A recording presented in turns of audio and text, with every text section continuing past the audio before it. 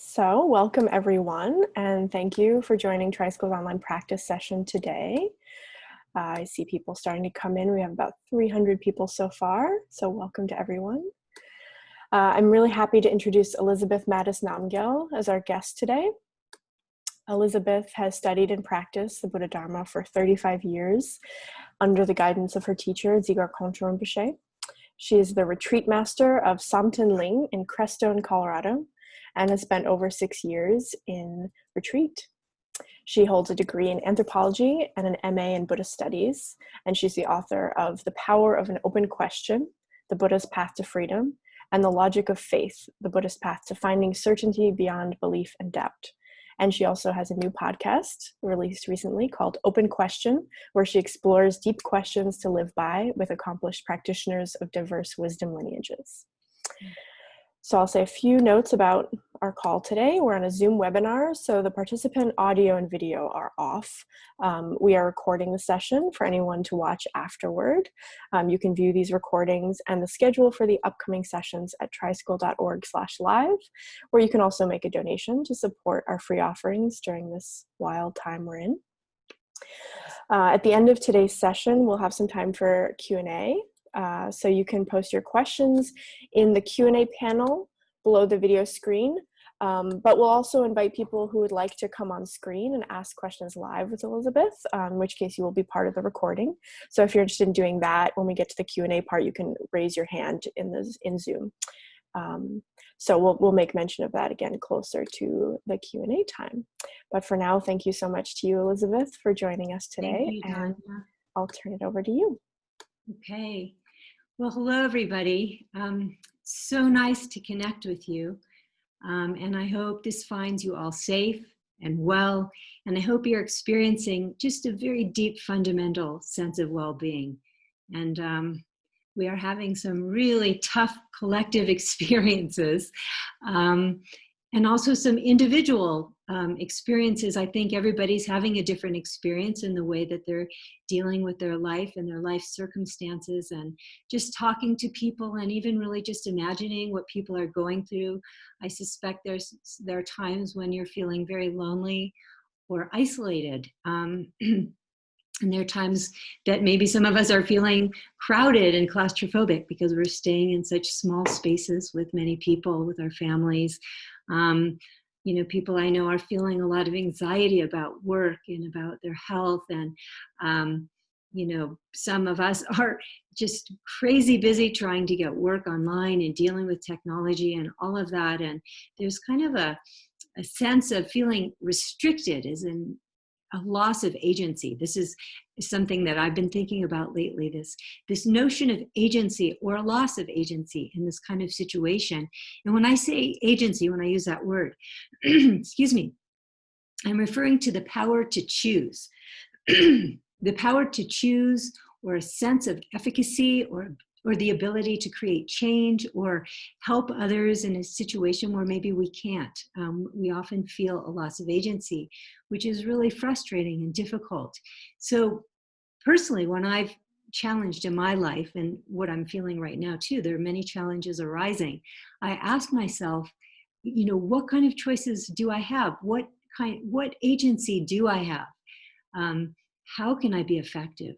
How can I make things better for myself and for others? So this morning I was thinking about that, how I'm working with that myself, and just wanted to share some thoughts. And what came to mind is there a quote by a great master, Shantideva, who was an 8th century Indian master and scholar. And he said in his book, The Way of the Bodhisattva, it's a very famous text you may have heard of, that in a crisis or in a challenging time, if there's something you can do about the situation to influence it or change it, you should do that. But if there's nothing you can do, then just relax around it. And I used to hear this quote and I thought, well, that's kind of obvious, what's so special about what he's saying? But in fact, when I think about it, it's a very realistic way of looking at things, because in many ways we're not in total command. That virus or no virus, we often don't have agency in the way things are going in the world or in our lives. And I'm reminded in my situation, I live in a very rural area, but my mother's in hospice in her house 3 miles away.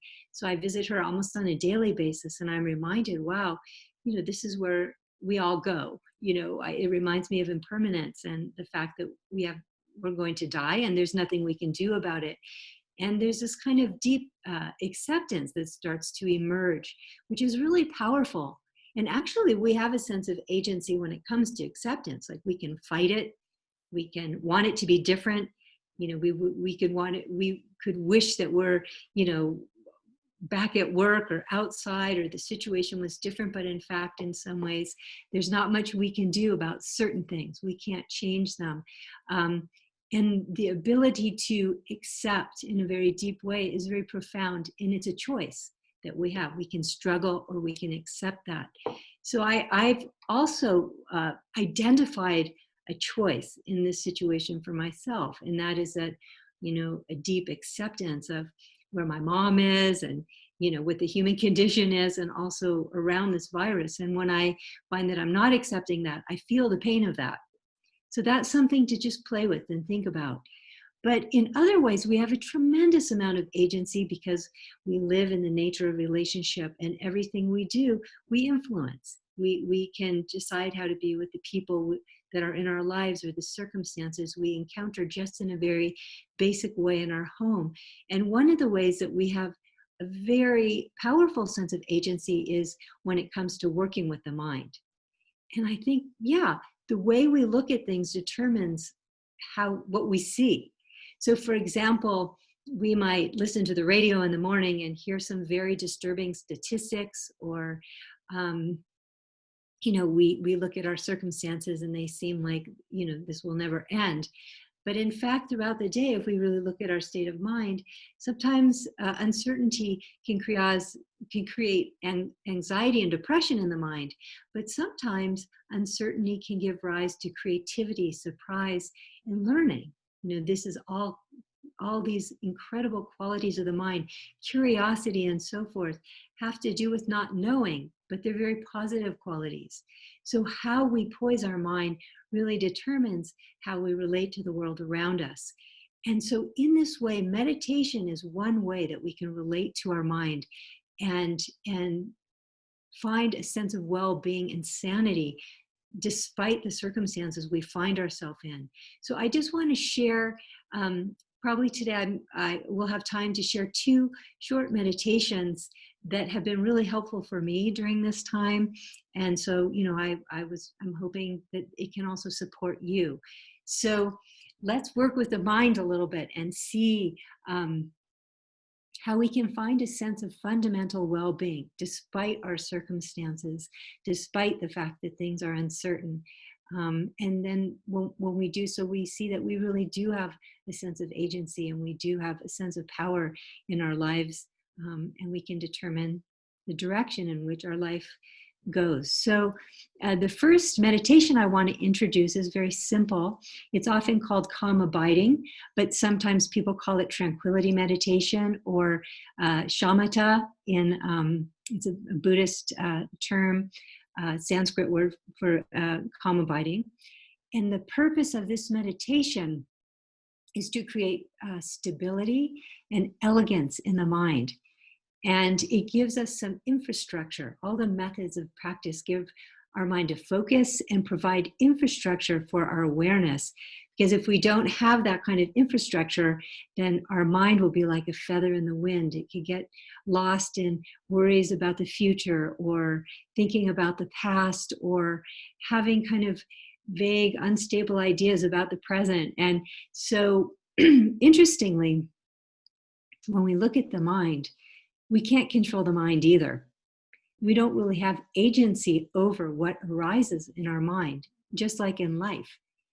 But with practice, we're not really trying to control the mind or have that kind of command in terms of the content of the mind, but we're trying to learn how to relate to the mind in a way that's realistic, that's practical, and that's kind. So we need to give ourselves a method to work with it. And this method of calm abiding is the image that comes up for me sometimes when I think of calm abiding meditation, because it's such a kind of calming and loving way to relate to our mind. I think of swaddling an infant.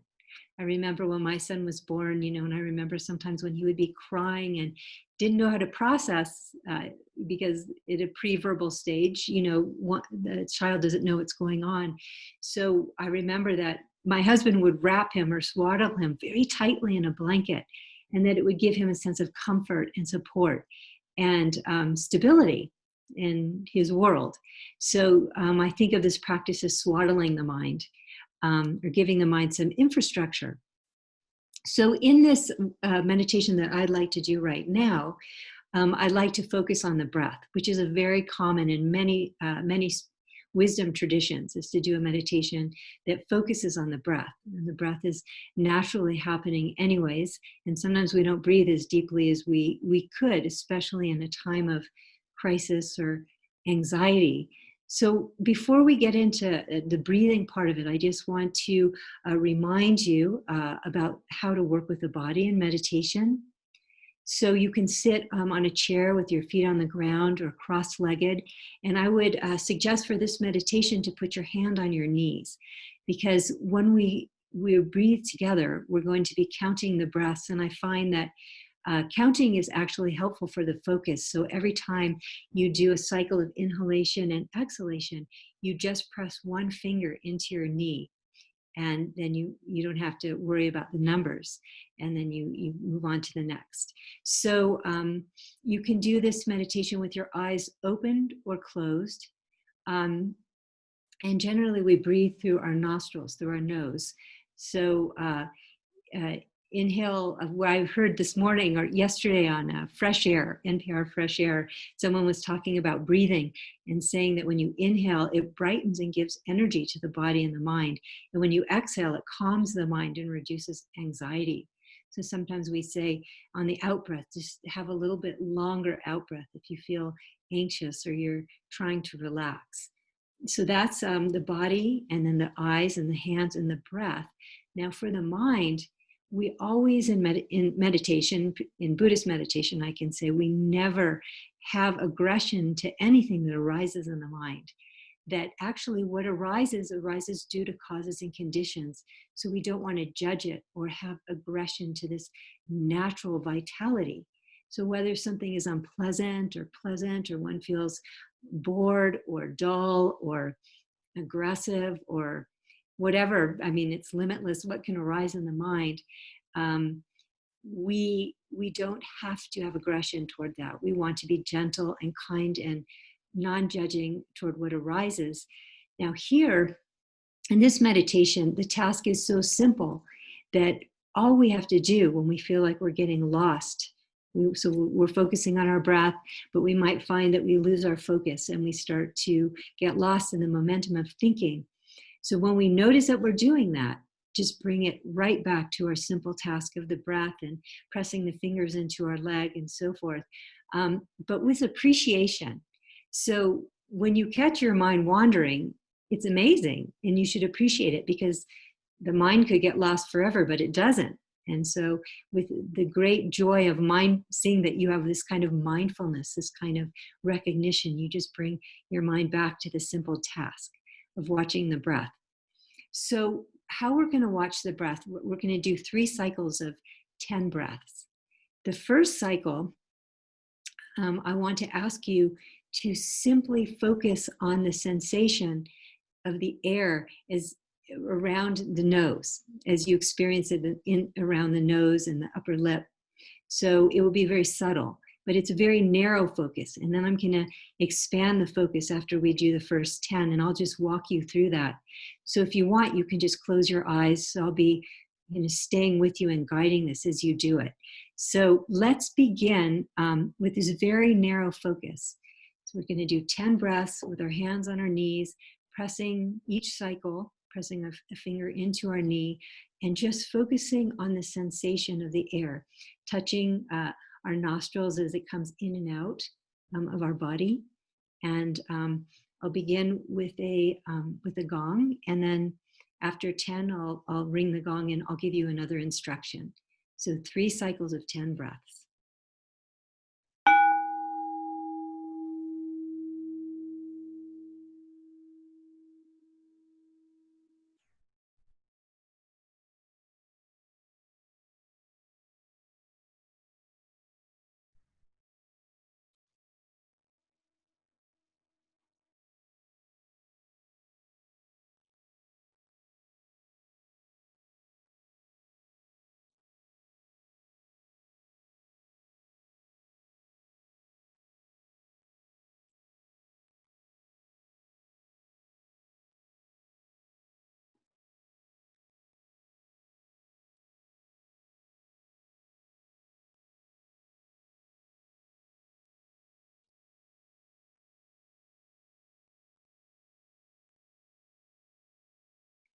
And if the mind wanders, to just bring it right back to the simple task.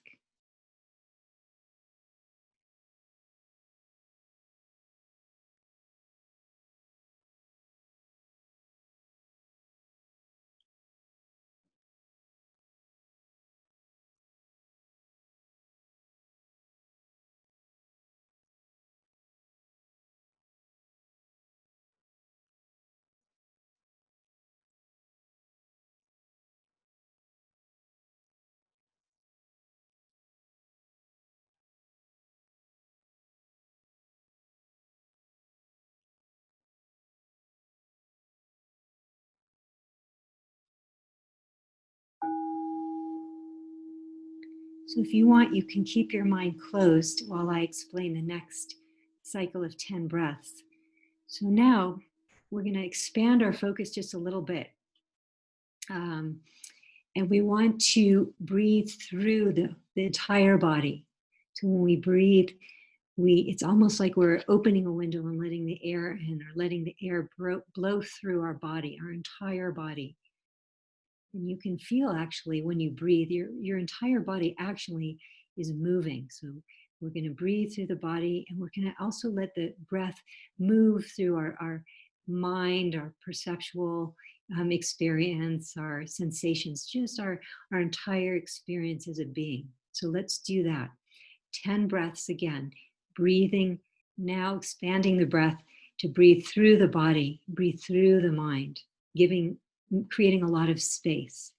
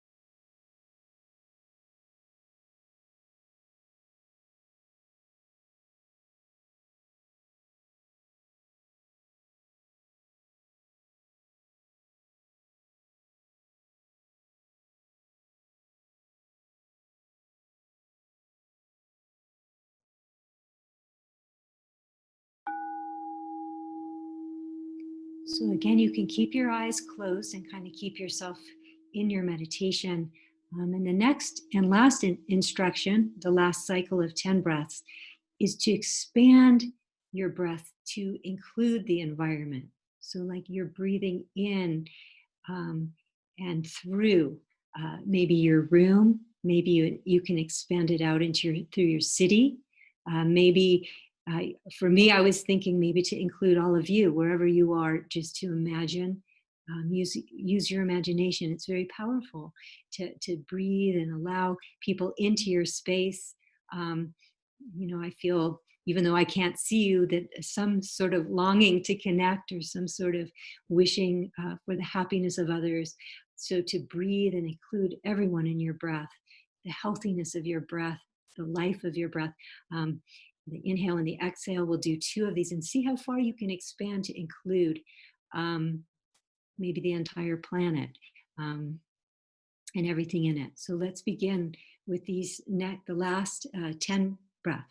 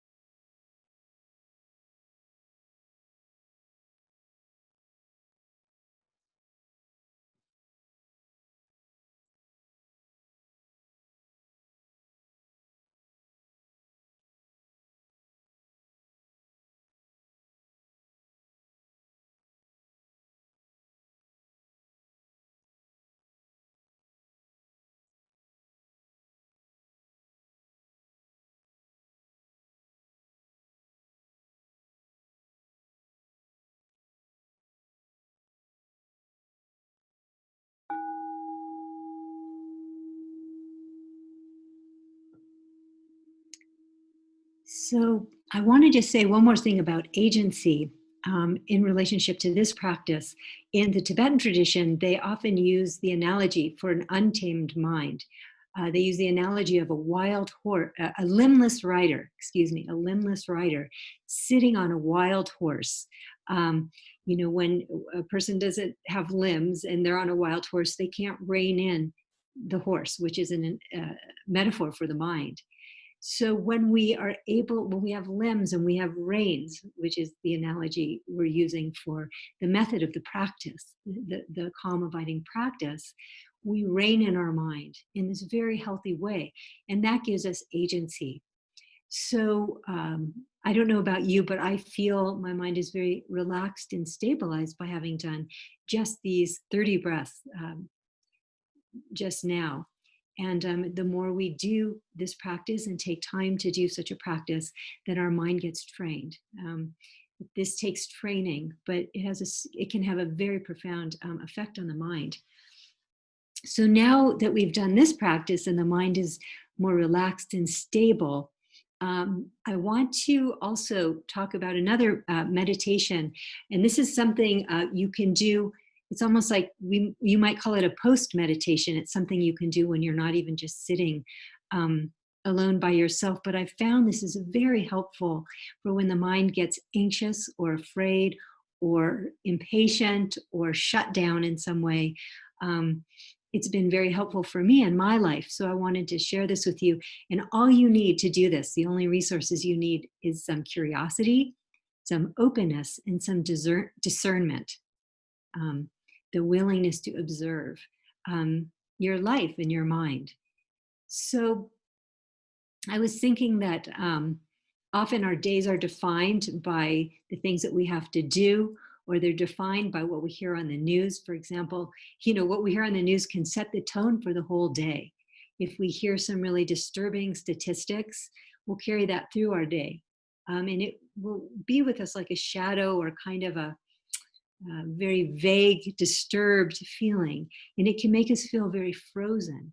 And sometimes I think this way of being with our thoughts in this way, these kind of abstract thoughts, takes us away from relating or having a direct relationship with reality, so that we're kind of living in some sort of bubble and we're not really noticing what's happening in our life, and we're worried about the past and we're worried about the future, and we're not really noticing what's going on or relating to it in a very healthy way. So I thought, actually recently I was talking to my friend who lives in New York, and she always kind of pokes at me a little bit because I live in a rural area and she's in New York City, kind of very much the epicenter of the epidemic. And she says, I live in a bubble. I don't really know what's going on. So I thought about this a little, like, what does it mean to live in a bubble? And to me, we all have a different experience. And it doesn't necessarily have to be that we're in a bubble, but we're in a bubble when we're kind of withdrawn into ourselves and not relating to what's going on around us. And I started to think about that a little bit. And I started to think about what I'm doing with my days. And I started to notice that, usually I've been very busy, and I have my date book. And in my date book, it says what I need to do. And most days I do exactly what it tells me to do. And by the end of the day, when I look back, what I think of my day is I got everything done that I wanted to do. But in a way, if you think about that, all these things that I did, my schedule was like a map. But when I really look closely at my experience, I start to notice that when I walk the territory of my day, there's a lot of life. And that brings me more out of this abstract way of being into a more direct relationship with the world that I'm living in. And it takes me out of any kind of frozen space that I'm in, like a frozen state, a fearful state, an anxious state, a bored state, into what's lively, what's going on. So for example, I don't know, I was just for fun, I looked at my day yesterday in which I got everything done. But I really started to think, well, at the beginning of the day, what happened? So at the beginning of the day, my cat woke me up at 4 o'clock in the morning because she was chasing a moth. And I have a lot of moths in my house because I have a lilac tree outside my door, which was in bloom, and there's lots of moths and butterflies all over that tree. So due to that, uh, there was one moth got in my house and made it that my cat woke me up at 4. So I took the moth out so my cat wouldn't kill it. And then there were all kinds of things happening outside, and there was a squirrel eating my cabbage plant in the garden. And I just started to notice just a lot of things going on, just simple things, beautiful things, irritating things, all kinds of things were happening. And so I was relating to my life. And then, of course, I checked my phone, and somebody had sent me a message, and it was a photo of a Black man lying on the street surrounded by police. And one of the police had his knee it looked like on the neck of this man. I mean, it was in the news, so we don't have to get into that, but it was a very painful, very disturbing moment. And I started to think about it and felt this sense of grief. And my friend was also in her message expressing a sense of grief around this picture, this photograph. And so I started to look at grief. Well, the idea of grief is also a map. But when we start to walk the territory of our grief, we see a lot of things. We see pain and darkness. We see injustice, We see, we also see care and love in ourselves. We feel the human condition.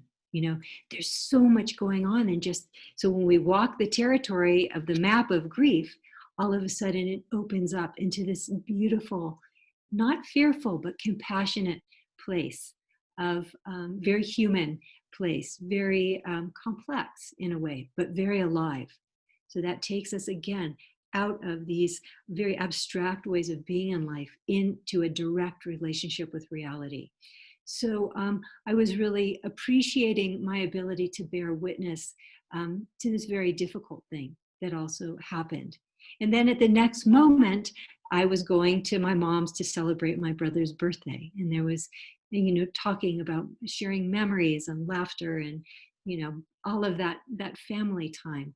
So, what we call a day or what we call a moment or what we call an hour, if we don't shut down into this kind of bubble, I don't know, it feels like the word that comes to mind today is like there's a freeze.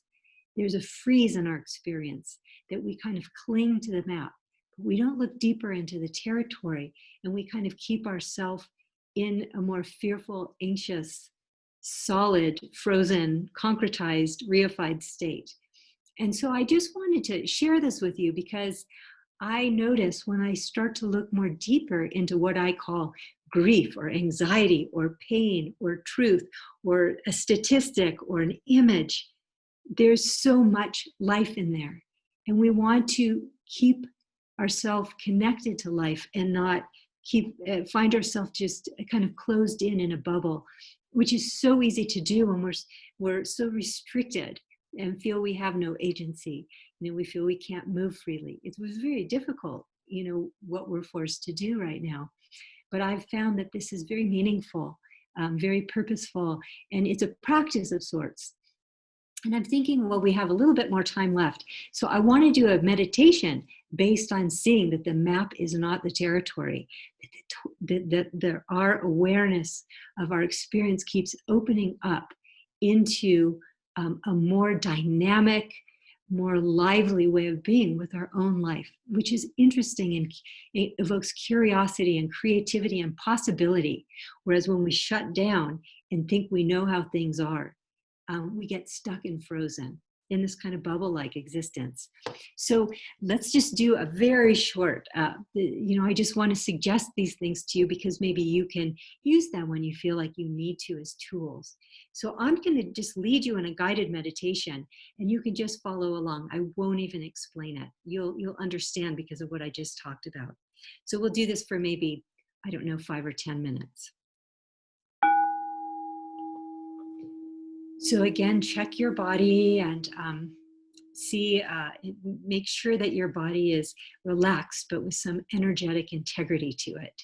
So not too tight, not too loose, but alive and awake for engaging what we're about to do. And again, you can keep your eyes open or closed, and you can breathe through your nose or mouth if you wish. So I want to ask you to use some of your tools. So I'm going to ask you first to bring your awareness to the top of your head. Now, I find that already interesting, that we can communicate through words. We can utilize, these ideas that we have. Ideas and concepts are not necessarily an impediment in our meditation. We can use them. So I say, bring your awareness. You can move your awareness and then locate where we agree to be the top of our head. You might have some visual images about where that is happening since you can't see the top of your head. And as you place your awareness on the top of your head, you might notice that it comes alive with sensation, because where we put our awareness, then we start to notice things we're observing. So top of the head is a map. And then we start to look at our experience. And we might feel many different sensations on the top of our head. Maybe we don't even know where the top of our head begins and our face, the top of the head ends and our face begins. That's okay. This is all kind of just looking and exploring and investigating and enjoying, actually, that we have all this experience happening. So you might feel, the more you do this, the more experience you begin to feel when you place your mind somewhere, but you might feel kind of a tingling sensation or the temperature of the room on your skin, or you can almost like feel your hair moving or growing out of your head. It becomes very sensitive. And so you can start to move your awareness down your face and down the back of your head, down your neck. And just notice if there's a place where you feel, for example, an itch, or an area where it feels very cold or very warm, or a tense, also tight. Put your awareness on that sensation. And that sensation will be a map. And then try to walk the territory of that sensation. See if you can find an actual boundary where there is that sensation. Or does it keep moving and changing and expanding and contracting? And when you look at that sensation, do you see it as a one thing, or are there many different little things happening and changing? For an example, I always have an itch, so I'm watching my itch and it's very amorphous, but it's changing. I can't exactly find it, but I can experience it very vividly. So physical sensations are like that. So we can move our awareness down our body and just find the different places and notice that there's so much life, there's so much sensation, there's also awareness. The body is known by the mind. Without the mind and the awareness, we wouldn't even know about the body. So there's that connection between mind and body. There's seeing where you can't exactly say where the mind ends and the body begins. That's also amazing and magical, And we can just appreciate that we have the ability to feel, we have the ability to participate in language together, we have the ability to, um, be aware of sensorium. All of this stuff can arise and we don't have to push it away. In meditation, we don't push things away. Sometimes we focus, but we don't have aggression toward our experience, toward our thoughts, toward our physical sensations. We allow our things to arise, and we just give it space to arise, like space yields to clouds. Doesn't create or destroy, but it makes room for the clouds to arise and dissolve. So we can do that with our experience.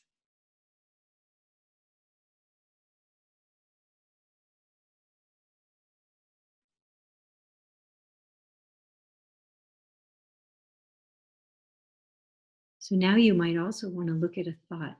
Just look at a thought that we find our thoughts so concrete. Something arises and it makes us panic.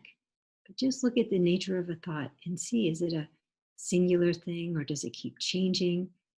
Maybe that thought is a map. But what happens when you walk the territory? Just try.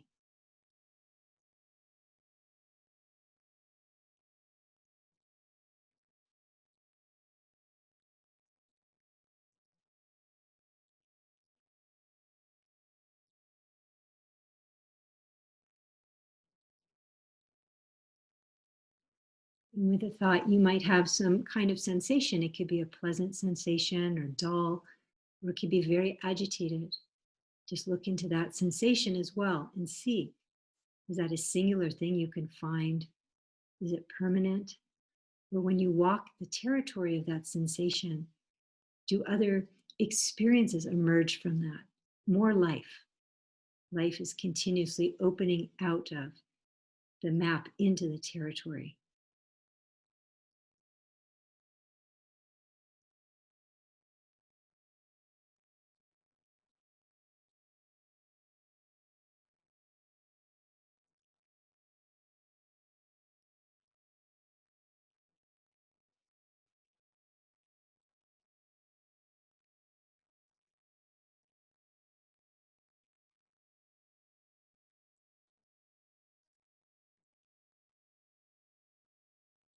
So now let's bring our awareness back to our breath and let's do 5 more breaths.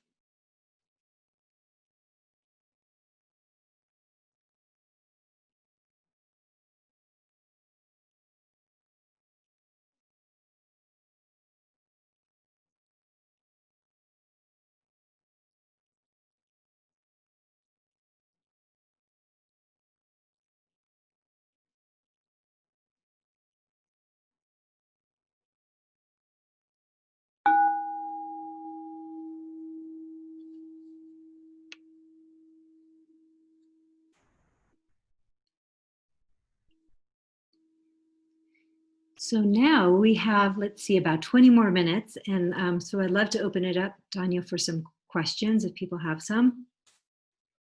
Great. I'll look at the notes. There's lots of notes.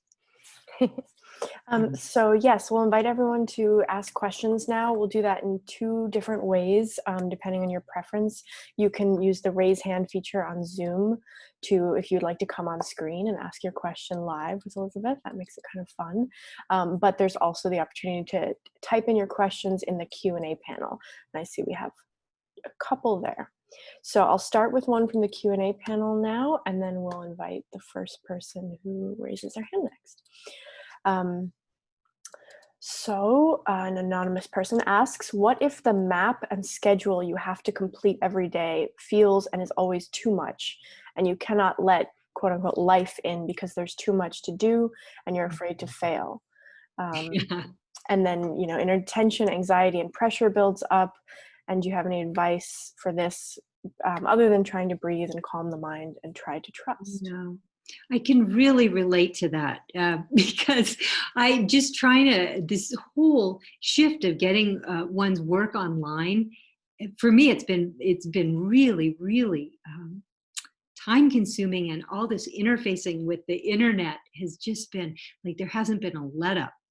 And so I really understand. It's like you feel sometimes pushed from behind, and sometimes it feels like no time to live, even, no time to do basic things that are really, really important. And I must say, for myself, the way that I've dealt with it, so this is obviously just a suggestion, but it's worked for me. Is I mean, you can always find moments. I, in particular, make sure I wake up really early in the morning. I have to do meditation practice. It kind of sets the tone for the day. And I feel this is where very interesting. The other day, I bought a new computer, and I bought it from my friend who works at Apple.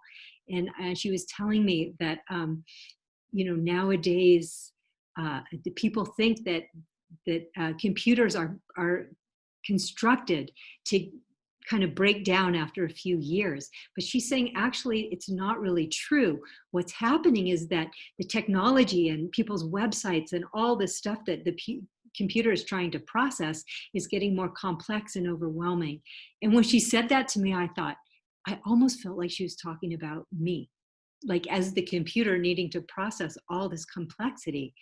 I just want to say that I feel, and I say this with kind of a tinge of pain in my heart, that we are living in a world where I feel human beings are not really built to take in all this information and be on computers all the time and deal with all this complexity and technology. Our lives are not that simple. So first of all, before I say something, I want to acknowledge that this is hard. This is hard. And I think people are going through a lot of difficulties with this right now. Like, how do we process all of this? But I think the way to process, to digest experience is through meditation, is through just stepping away just a little bit, just enough to take 5 breaths. No one should be so busy that they can't step back and take 5 breaths, or just feel the pain of the human condition, like I was saying. And I think a lot of you are relating to that photo I was referring to. It was just so, it was so heartbreaking. But it's like, even to just allow yourself to grieve for a minute for someone else who's having that kind of experience. Just allow yourself to take that in, but not in a way that I am suffering, but understanding that for the human condition, there is suffering, and to connect and bear witness and not get caught in grief. See, that's what I get worried, is that we get caught in grief and it becomes like about me. But really, when we look at grief, we have to look at grief. We have to open it up and also see what it's about. Like, grief is not a solid thing. We don't want to make grief our bubble. We want to be more courageous than that. We want to be able to allow ourselves to be touched by the world and touched by what's going on in the world. So this makes us compassionate, and compassion is a refuge. That's a healthy relationship to suffering. So all of these things are extremely, incredibly powerful tools to be touched by suffering, to take 5 or 10 breaths, to just sit quietly, just breathe, to allow yourself, when you feel frozen, to walk the territory of that frozenness, or grief, or anger, or agitation, or boredom, or anxiety, or whatever it is that you're feeling. Allow yourself to walk the territory of that. Don't get stuck in the bubble. And I think when we allow ourselves to do that, actually, it gives us more efficacy. Like, we become more productive. We become less frozen and more able to relate to our world in a sane and compassionate way. So, some ways, sometimes we can change how busy we are. Like, for me, last week, I was just like, no way, I'm shutting off my phone and my computer, like, for a certain number of hours a day. But I also understand sometimes you can't. And I haven't been able to a lot this past month. So I'm with you on that. And I just want to encourage you to make sure to take care of yourself in this way. And when you take care of yourself in this way, you're taking care of others too. So, even if it means getting up earlier, or, just stepping away, turning it off, just allowing yourself to do the processing that's necessary, because we need to take more time to process, because we're being so bombarded right now by a lot of things. And then when our mind shifts, we're able to see things in a different way. And it's so much softer and so much kinder. And that kindness actually is a natural processing. Natural processing happens with that kind of warmth and openness and softness. And then our whole world shifts, And this is where we do have some agency. So we must take it. We must be sure we seize our opportunities to decide how we want our life to be. So I'm hearing you, though. I'm so with you in this question. Keep it an open question and then see what comes up for you. But I can promise you that there's ways of working with all of it. So. All right, I see Joanne had a question, but her hand is now down. So Bodhivata Dharam Shanti, I'll invite you up to ask your question.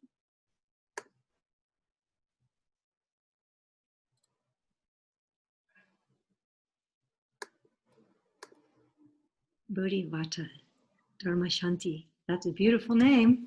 Can you hear me now? Yes, I can hear you. Wonderful. First, Hi. Namaste, Elizabeth. Namaste. Every time I listen to you, I have to say you breathe life into my system. You have this capability of expressing difficult thoughts with utter simplicity that truly feeds through my entire system. So for that, I am very thankful. I'm so happy. What I wanted to contribute today is rather simple. I actually live in a shelter. So as you can imagine, one would think I'm surrounded by grief, pain, and quite some horror. Actually, even this morning, we had our sixth death from COVID. And so it is a trying situation. But I've taken it from a different angle, and I went into some formal retreat and thinking of all these negative experiences or emotions or sensations and use them as teachings. For me, what helps tremendously is to take a full dive into Mother Nature. So every morning, including this morning, I was out like 4:45. I sit in front of the Hudson River and I just open my entire soul to Mother Nature, and I get my thoughts fed that way. But I wanted to contribute one simple thought, and it's something that it's a simple thought that has been helping me tremendously, and I've actually printed it on a page, and it's stuck on the wall right behind my laptop, so I can see it all the time. And the thought goes as this: there is no good or bad, only perception, and you control perception. Yeah. Well, as simple as this thought is, it has been of tremendous guidance to me. Trying to redirect my energies from an angle of sorrow towards an angle of compassion and joy when I have the opportunity to maybe help someone, just maybe by teaching them a little breathing or whatever is the situation. That's all I wanted to share. Thank you for giving me the opportunity. Thank you, Bodhivata. That's beautiful. And I do think, if we are committed to the well-being of self and other in this way, if our heart is open, if we're able to not close down, there's so much opportunity here. The world, sometimes I think, I'm thinking of the teachings of the Buddha, which I always do. But, he basically said that the world in which we live is not a fixable place. It's not what we call pain or suffering, or sometimes we say samsara, has to do with that we want the world to be a certain way. And yet the world is just as it is, arising due to causes and conditions. So if we kind of accept that, we accept and understand that, we can relate to the world very realistically, and it can be very meaningful as well. Like everything that goes on, the joys and the sorrows, we can be big enough for our life, and we can step up to our life. And we have complete agency. Like I feel like the quote that you just shared with us is about agency. It all depends on how you approach it and look at it. So I feel, the spiritual path, well, I practice the path, the way of the Bodhisattva mostly, is a path of finding agency. It's like we need to look at the world around us. We have to understand what it is we can't change and deeply accept it, impermanence, death, suffering. Also, there's great beauty, there's joy, there's everything here, and we can experience and let it touch us and open us up and teach us, and we can mature. The world helps us mature. We don't mature in a vacuum. So whatever is happening now, how will we relate to it? How will we step up to it is the big question. And I felt what you were saying is how we look at it. It's perception. That says that we have agency about what our relationship to the world is, and therefore how we see it. So it's not, we never deny the suffering, but we can learn to relate to suffering in a healthy way. And relating to suffering in a healthy way, as I was saying, is really compassion. That's what arises when you have a healthy relationship to suffering. And when you have a healthy relationship to beauty and things that are happening around you, instead of trying to grasp it or own it or whatever, we can appreciate it. We can offer it to others or what have you. So we're learning to navigate all of this. And I really appreciate that comment. It goes very much with what I've been trying to say, is that we do have some agency, and we need to figure out how we can seize our agency, and even in a crisis, find a way of creating, of learning and growing, and finding ways fiercely to serve others at the same time. So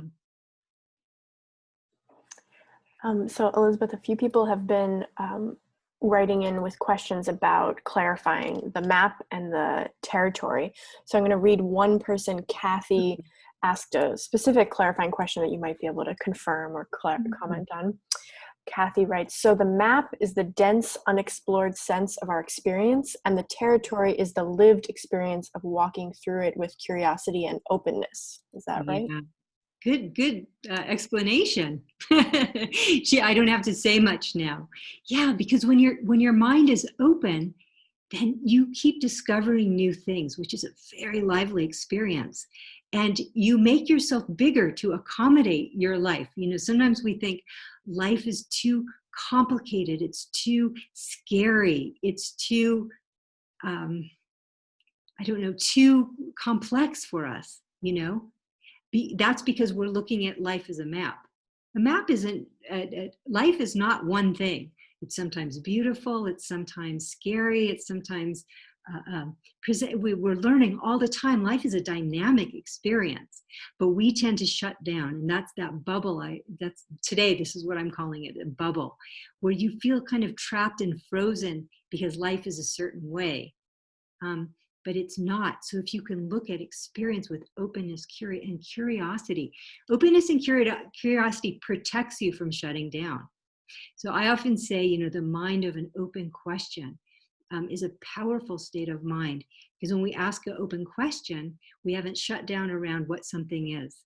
And yet the mind is engaged, and it's learning and responsive to the world around us.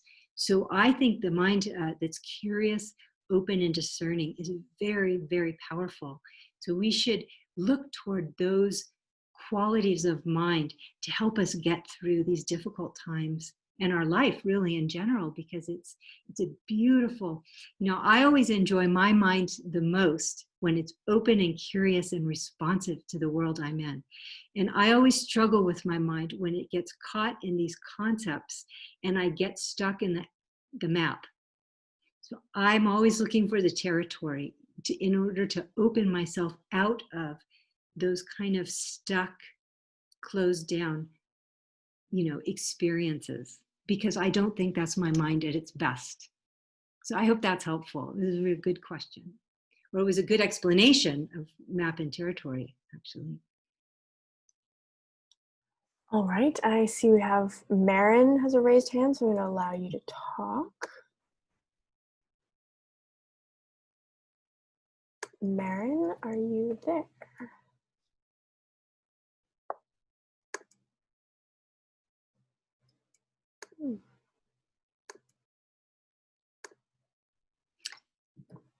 I see that can I unmute? There's a little mute there. There we go. There it goes. I didn't mean to raise my hand. Oh, okay. No problem. Hi, It Maren. happens. Hi. This was a beautiful talk. Thank you. I'll let someone else ask a question. Okay, thank you, Maren. All right, so I'll go into one question that came up in the Q&A panel then. Someone asks, I'm in Minneapolis and I dispatch for emergency support services. We are having riots, and as I dispatch, I try to focus on courage and compassion. When I get a break to try to breathe, I can only hear George Floyd, the man who was killed, unfortunately, say over and over, I can't breathe, please help, and it's hard not to cry. I'm not sure focusing on breathing works well right now. What else could I use? Things are unraveling around here. Yeah, boy, it is hard to bear witness to this kind of thing. I mean, that's what I was referring to, and I guess the photo that I saw yesterday was just that, of course.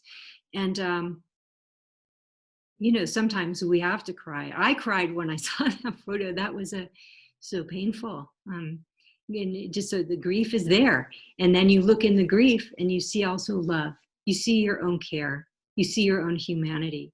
You see somebody else's suffering. You see the confusion of human beings. You see the potential of human beings, and you see the very worst of human beings. And how do we just sit there with that and just kind of bear witness to that? And I think bearing witness is a very powerful aspect of spiritual practice. And that's part of the processing that I'm talking about. It's like, how do we digest it? I'm sure that must be very intense for you in being in the thick of it. And again, I would say, take time to pause and let your body digest. A lot of this is energetic too. It's like you have to energetically digest this. Put down how, when you're thinking, oh, this is horrible, I can't take it. That again is a map. Allow it to open up into more direct experience and allow it's like, again, breathe through your entire body. Let some breath in so that you can just accept and be with how things are. Because we are not going to, I don't think it's going to help us to try to live around these experiences. These are not things we can turn our face from. We need to bear witness. Bearing witness actually is a contribution to, if you can even call it that, to bear witness to somebody else's suffering is very important. It's sometimes the only thing we can do for another person or another being, an animal, when we see suffering, is just be there with them as much as we can. And then of course, practically, like with what you're, I'm sure, involved in, you're actually able to serve, to help create peace, to help create some harmony in the situation. But be sure you allow yourself to really digest it and feel it, like let life touch you. And that might mean you cry. That might mean you feel some darkness, but also allow yourself to feel the love and the care that you have, and the longing for a better world, and the longing for the family of this man to find some peace. And, you generate that compassion. It's hard not to in that kind of situation, but don't get stuck in the bubble of it, because then it becomes, I am suffering. Well, we need to be bigger than that. There is suffering, and we have to allow that to be a truth of our reality, which it is. There's suffering. Thank you so much, Elizabeth. This has been really wonderful and helpful hour with you today. So I really thank you for sharing the practice with us and your responses to these questions. And thank you everyone for joining us and sharing your questions and thoughts. I'll just say that if you'd like to continue studying and practicing with Elizabeth, she does have a course with us at Tricycle called Finding Freedom. It's a really wonderful course and opportunity to continue exploring some of these practices. So that's available at learn.tricycle.org if you're interested in pursuing that. And she also has a new podcast called The Open Question. So check that out on your podcast app as well. So just some closing notes. Again, these recordings are available of each of these sessions, as well as the upcoming session schedule at tricycle.org/live. If you're interested in making a donation to support these offerings, you can do so on that page as well. We'll have another online practice coming up next Thursday, June 4th, also at 1 p.m. Eastern Time, with Oren J. Sofer.